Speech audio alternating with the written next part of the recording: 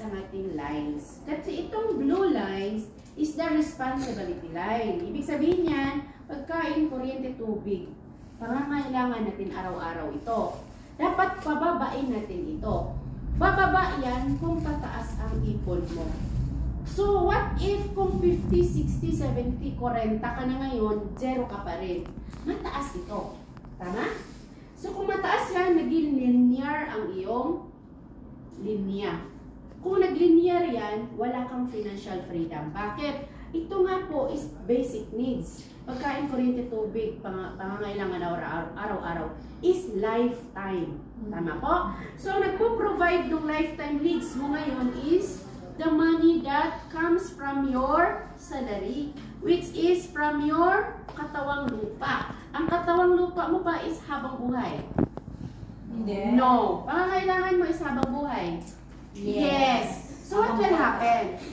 Hindi. Kaya nga siya, dapat mag-EX. Dapat pababain mo siya.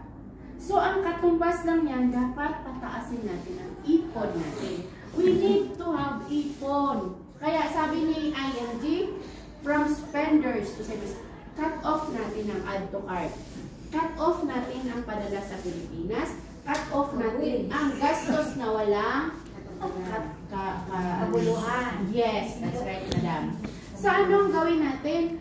We have to start from 20 pesos. Kaya ba natin mag-ipon ng 20 pesos? Kaya. The habit of saving daw ang susi sa pagkakaroon ng maayos na retirement. Kasi ang pagbabago ng isang tao hindi agad. Start na po muna sa 20 pesos. Yan po muna tayo. Ngayon dahan-dahan. Yung hakin mo na yan, saan mo ilalagay?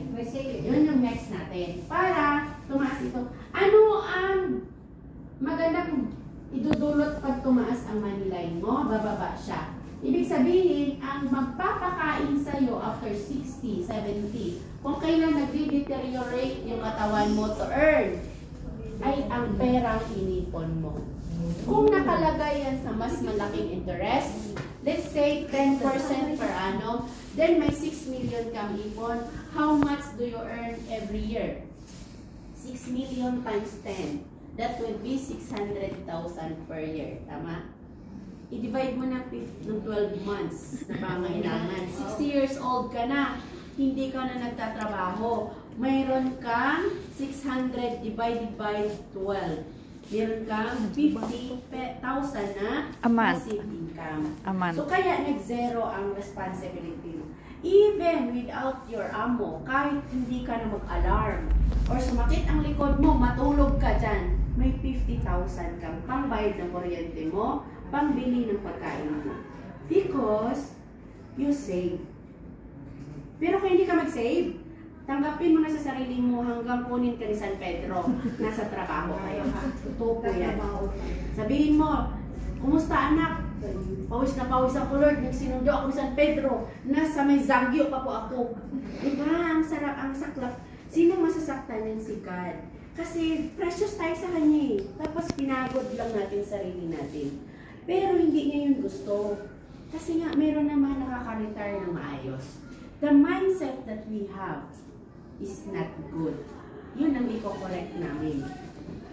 Kasi, hindi naman tayo pinanganak para maghirap. Tayo napapahirap sa sarili natin. Hindi natin minamanage na maayos ang perang binibigay ni Lord.